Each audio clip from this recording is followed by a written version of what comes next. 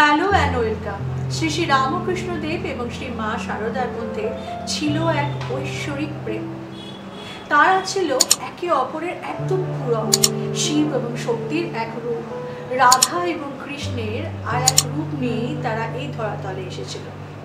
আজকে আমরা শুনবো শ্রী শ্রী শ্রী রামকৃষ্ণদেব এবং মা শারদার এই ঐশ্বরিক প্রেমের কাহিনী। শ্রী শ্রী মা শারদার বয়স তখন 5 পূর্ণ করে 6 পড়েছে। ঠিক সেই সময় শ্রী শ্রী রামকৃষ্ণদেব দক্ষিণেশ্বরে মা ভবতারিণীর পুজোয় পূজক হিসেবে ছিলেন। শুধু ভবতারিণীর পুজোই নয়, আধ্যাত্মিক জীবনে তিনি এমনই মেতেছিল যে সবাই তখন তাকে পাগল বলে সম্বোধন করতে লাগলো।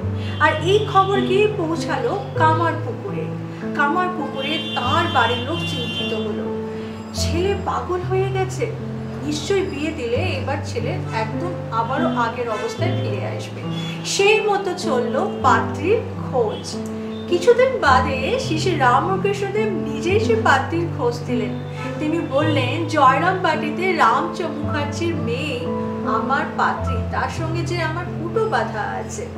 ঠিক তার কথাতেই শ্রী শ্রী মা শারদার সঙ্গে শ্রী শ্রী রামকৃষ্ণদেবের 1266 সাল অর্থাৎ বাংলার 1266 সালের বৈশাখ মাসে তাদের বিবাহ সম্পন্ন হয়।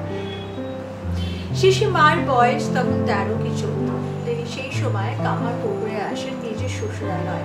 সেই সময় শ্রী শ্রী রামকৃষ্ণদেবও সেখানে ছিল এবং তার কাছে শ্রী শ্রী মায়ের শুরু হয় আদর্শ, আধ্যাত্মিক সমস্ত পূজা বিধি, বড়দেরকে সম্মান করা, ছোটদেরকে ভালোবাসা, সমস্ত কিছু তিনি শ্রী শ্রী রামকৃষ্ণের কাছ থেকে শিখতে থাকেন। তিনি বুঝতে পারেন যে তাঁর স্বামী শুধুই একজন সাধারণ মানুষ নন, তার স্বামী একজন শুধুই পূজক নন, তার স্বামীর মধ্যে এক দৈব শক্তি আছে। ঠিক এরপরে শ্রী শ্রী রামকৃষ্ণদেব আবারও দক্ষিণেশ্বরে ফিরে আসেন এবং দক্ষিণেশ্বরে ফিরে এসে তিনি আবারও মা ভবতারিণীর পুজোয় এবং তার আধ্যাত্মিক জীবনে আবারও তিনি বিলীন হয়ে যায়। খবর রটে আবারও যে তিনি নাকি পাগল হয়ে গেছেন। আর ঠিক এই সময় শ্রী শ্রী মা শারদা যখন জয়রামবাটি যায়, তখন তাকে সবাই পাগলের বউ বলে বিদ্রুপ করতে থাকে। মায়ের মনে প্রচন্ড কষ্ট হয়, কিন্তু সাথে সাথে তাঁর স্বামীর জন্য অনেক বেশি চিন্তাও হয়। 1872 সাল, সেই সময় রেলপথ হয়নি। মা বিচার করলেন যে তিনি তার স্বামীর কাছে আসবেন দক্ষিণেশ্বরে। পায়ে হেঁটে জয়রামবাটি থেকে দক্ষিণেশ্বর অবধি 1872 সালে তিনি পায়ে হেঁটে দক্ষিণেশ্বরে এসেছিলেন তার নিজের স্বামীর কাছে। এই যে সুদীর্ঘ পথ অর্থাৎ জয়রামবাটি থেকে দক্ষিণেশ্বর, সেই সময় ঠিক করে রাস্তাও তৈরি হয়নি। পথ কখনো বা ঘন জঙ্গলে ভরা, কখনো বা ডাকাতদের অসম্ভব রকম প্রকোপ। কিন্তু জগৎজননী চলেছেন তার স্বামীর কাছে, তাকে কে আটকায়? সমস্ত কিছু বাধা অতিক্রম করে তিনি অন্তরে ভয় নিয়ে, আশা এবং নিরাশা নিয়ে দক্ষিণেশ্বরে এসে উপস্থিত হন। তাকে দেখে শ্রী শ্রী রামকৃষ্ণ তাকে সাদরে আমন্ত্রণ করে, অভ্যর্থনা জানায়, বলে, তুমি এসেছো, এতদিনে তুমি এলে, কিন্তু এখন তো মথুরা বাবু নেই, তাহলে তোমাকে কে ভালো করে রাখবে? তিনি তাকে নিয়ে যায় নহবতে। শ্রী শ্রী রামকৃষ্ণদেবের মুখে এই কথা শুনে শ্রী শ্রী মা শারদার সমস্ত সংশয় দূর হয়ে যায়, তার প্রাণ আনন্দে উচ্ছল হয়ে পড়ে। তিনি নহবতে থাকাকালীন তার শাশুড়ি মা ঠাকুরের সেবা করা, পুজোর সমস্ত জোগাড় করা, সকলের জন্য রান্না করা, সমস্ত কাজ আনন্দপূর্ণ হৃদয় দিয়ে করতে থাকেন। আর ঠিক একদিন শ্রী শ্রী রামকৃষ্ণদেব শ্রী শ্রী মাকে পরীক্ষা করার জন্য জিজ্ঞেস করলো, তুমি কি আমাকে সংসার পথে টেনে নিয়ে যেতে এসেছো? শ্রী শ্রী মা শারদা দৃঢ়স্বরে উত্তর দিলে, এতটুকু ইতস্তত না করে তোমাকে আমি সংসার পথে কেন টেনে নিয়ে যাব? আমি তোমার ইষ্ট পথে তোমাকে সাহায্য করতে এসেছি। এরপর শ্রী শ্রী রামকৃষ্ণদেবের আর কোনো সংশয় থাকলো না। তিনি যদি ভগবান হন, তাহলে শ্রী শ্রী মা শারদাও যে জগৎজননী। 1873 সাল জ্যৈষ্ঠ মাসের অমাবস্যায় ফলহারিণীর দিনকে, সেই দিনকে শ্রী শ্রী রামকৃষ্ণদেব শারদা মাকে ষোড়শী রূপে পূজা করেন।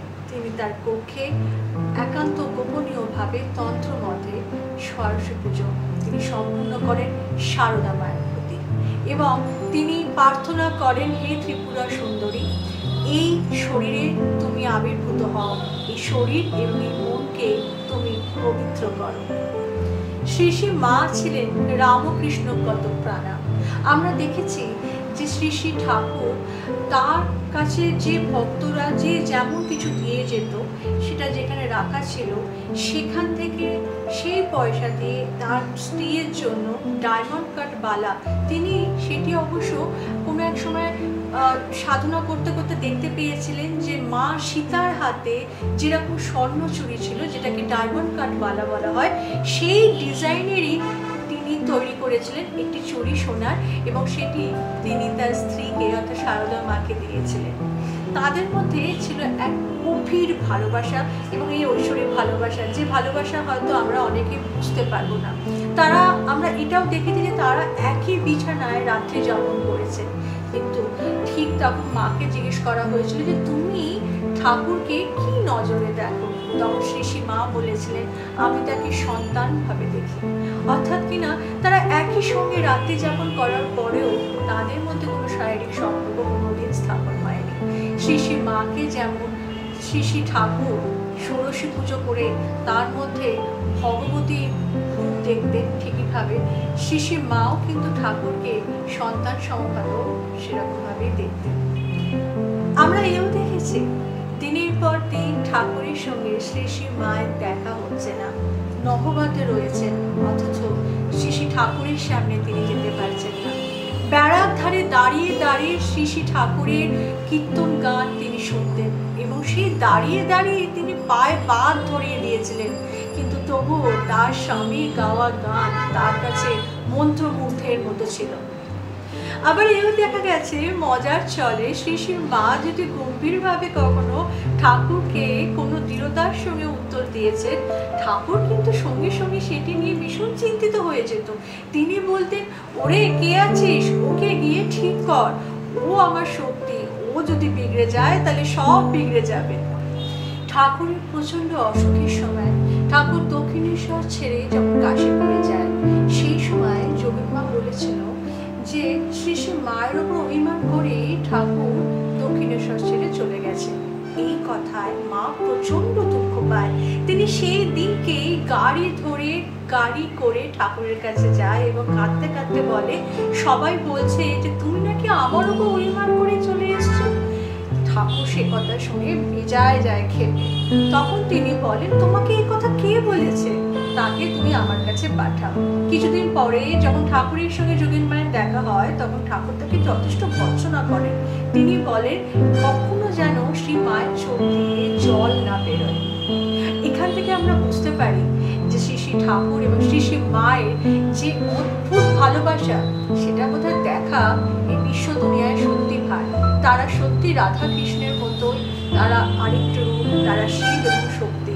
যেমন করে শক্তি অর্থাৎ কিনা মা কালী শিবের ওপরে, সদাশিবের ওপরে পা দিয়ে দাঁড়িয়ে আছে, ঠিক সেরকমই এখানেও শ্রী শ্রী মা শারদা সেই রূপই আমাদেরকে তুলে ধরেন। তাদের প্রেম কাহিনী বা তাদের এই আধ্যাত্মিক ভালোবাসার গল্প শেষ হবে না, কারণ সত্যি শেষ হওয়ার মতো তাদের আধ্যাত্মিক ভালোবাসা ছিল না। আজকের এপিসোড আপনাদের কেমন লাগলো, জয় টক বাই শ্রী আপনাদের কেমন লাগছে আমাকে কমেন্ট সেকশনে অবশ্যই জানাতে ভুলবেন না। আর আপনারা যারা প্রথমবার আমার চ্যানেল দেখছেন তাদেরকে অনুরোধ করব অবশ্যই চ্যানেলটিকে সাবস্ক্রাইব করবেন। আমরা মোটিভেশনাল ভিডিও এবং আধ্যাত্মিক কিছু ভিডিও সবসময় তুলে ধরার চেষ্টা করি আপনাদের সামনে। আজকে আসি, আপনারা সবাই ভালো থাকবেন। নমস্কার।